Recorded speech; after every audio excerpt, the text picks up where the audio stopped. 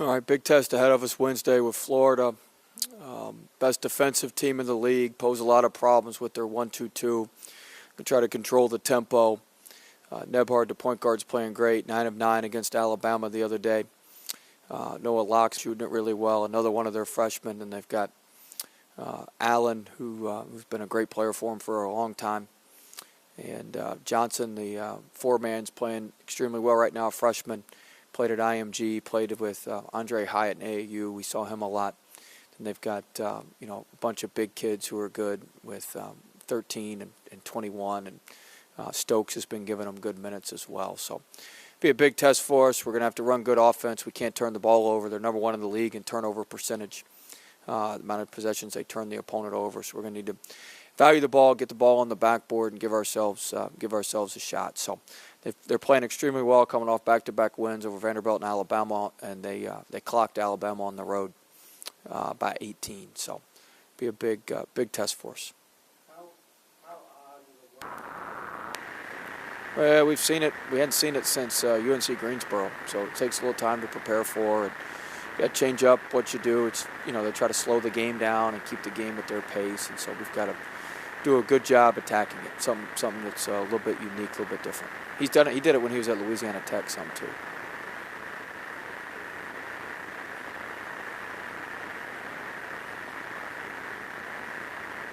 Four. Oh yeah, 4 total at home. Yeah. But we just talk about doing everything we need to do today. We just worry. We don't even talk about it game-wise. We just talk about today. Winning today, making sure we do what we need to do today, making sure we have championship traits, championship habits every day, and focus in on that. If you can win every minute, every hour, and then every day, then you'll give yourself a chance to win when it comes to game day. So we've tried to really break it down and focus on all the small stuff.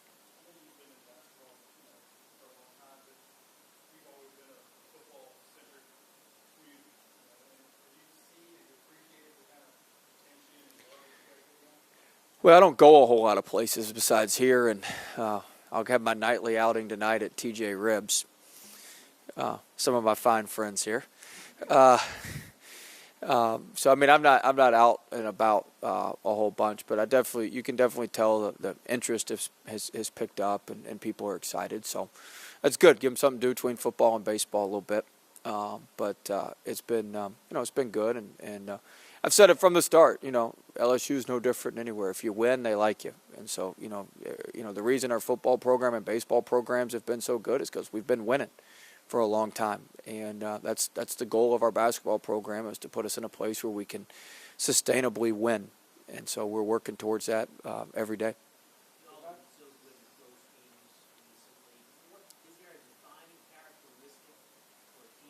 I think we got confidence and we work on it. I mean, you guys have heard me preach since the day I got here about 6-minute games and winning 6-minute games and being great in 6-minute games, and something we work on, something we talk about, and something I think our guys have confidence in because they know our plan and just have to execute our plan.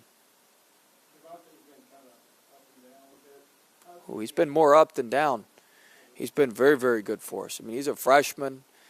He's been excellent for us. Sometimes his stat lines don't show what he can do. Sometimes, when he doesn't shoot it as well, he does a great job defensively.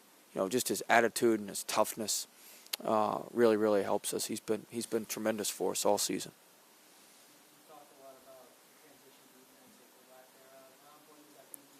Well, a lot of our transition defense is because of our poor offense. We settle for some shots and don't work the ball like we need to. And so if we can clean up our offense, that'll help our transition defense a lot. Well, we can't give them easy points, obviously. I mean, they're a team that, they try to grind it out in the half court. We certainly don't want to give them 6 to 8 to 10 free points in transition. But they're very good at converting live ball turnovers. Like I said, they turn you over on 24% of your possessions. So 1 out of every 4 possessions, just about, they're turning you over. And so they convert those at a higher rate than the national average. And so we've got to do a great job of valuing the ball. We only had 8 turnovers.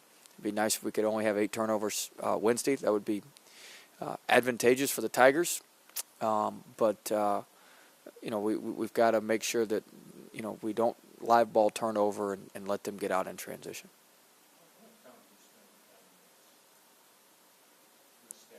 A lot. A lot. I couldn't put an amount of time on it, but a lot. We have analytics on a lot of stuff.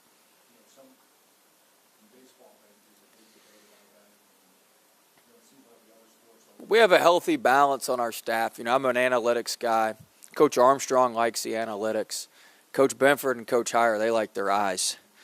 And a lot of times, our analytics back up what those guys' eyes see. And sometimes it confirms a lot of things. We do a lot of our scouting based on the analytics, and we do a lot of our game planning based on the analytics. And, it's just a matter of executing and hoping there's no statistical anomalies that happen over the course of the game, or you've got to adjust to those.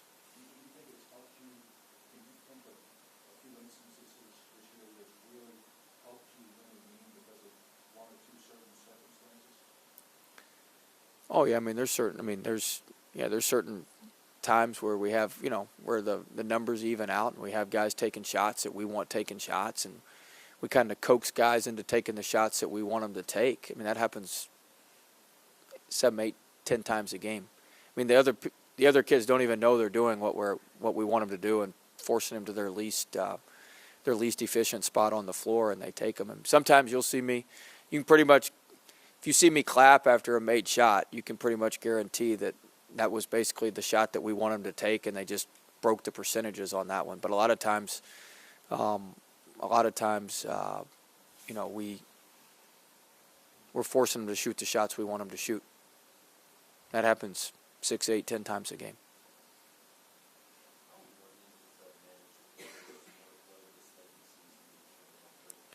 Yeah, you got to walk a fine line. We got to continue to get better. We got to continue to get better. Our half-court defense has gotten away from us here a little bit these last 3 or 4 games, and it's not going to work, playing against Florida, where it's going to be tough sledding into half-court.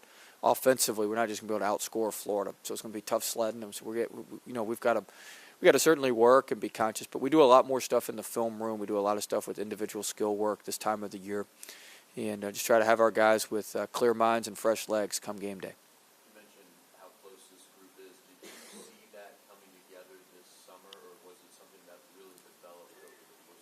It takes time to develop. It kind of happens naturally. But we knew they were a close group when we recruited them. Those freshmen all knew each other. Those freshmen all talked to each other. They were pretty tight-knit group when we recruited them. Obviously, Skyler and Trey and Cavell knew each other because they had been here. Then you add Marlon, so it just kind of happened naturally. But all those guys knew each other and were familiar with each other. So that helped and maybe expedited the process a little bit.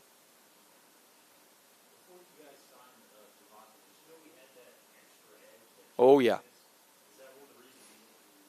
100%. We needed that. I talked about it last year. Emmett brings it to our big guys, and Javante brings it with our guards. We needed that bad. He's a pit bull. He's an absolute pit bull, and I love it. I love the technical he got the other night. I'm not huge. That's the first technical I think we've gotten all year. I think it was. I hadn't gotten one. Oh, at Arkansas. Oh, yeah. But I thought both of those were good technicals. That the Arkansas technical I thought both of them were good technicals. I love that about Javante. He's into it. He loves LSU. He loves Louisiana. Loves playing here, and very, very, very, very pleased with him. I don't know. I don't know about all that. It sent a message. Got our team fired up. It sent a message that, I don't want to get into it all, but Georgia was, it was an intense game, and they were saying some things, and, it sent a message that we're just not going to stand here and take it. And I thought that was very, very well-timed and good time to send that message. And we went on our run from there.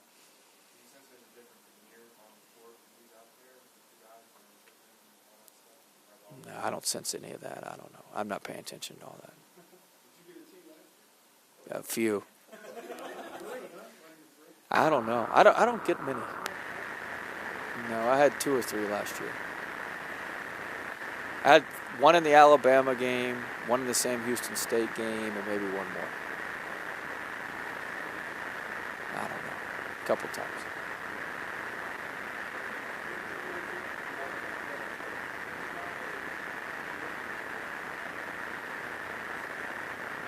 Just like the Javonte press conference. I like it. It's good. He deserves it.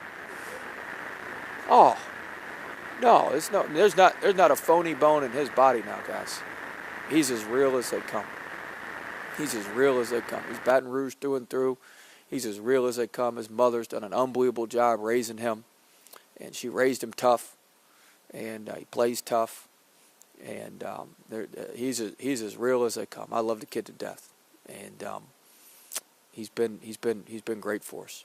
And the best thing about him is when you need him the most and in the biggest moments, he delivers.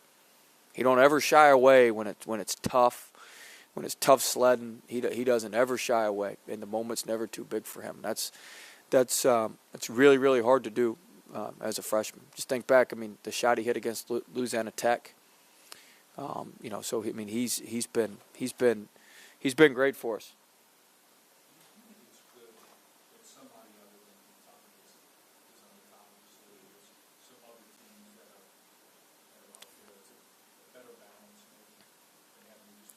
Oh, I don't know. I think I don't know. It's a tight balance because I think people take the league more seriously if it's Kentucky and everybody else.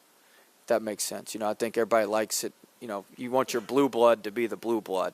But I do think with it being as tight as it is and kind of, a couple of us up there, I think it maybe helps a little bit. Probably does more for Tennessee and us to be recognized with Kentucky than it does for Kentucky to be.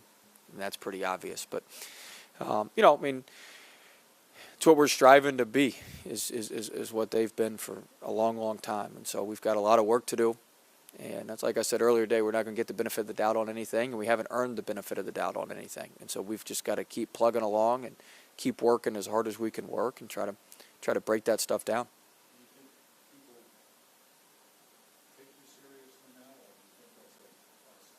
That's a process. Takes time. I don't think people are shaking in their boots when they see the purple and gold right now, but hopefully we can get there at some point.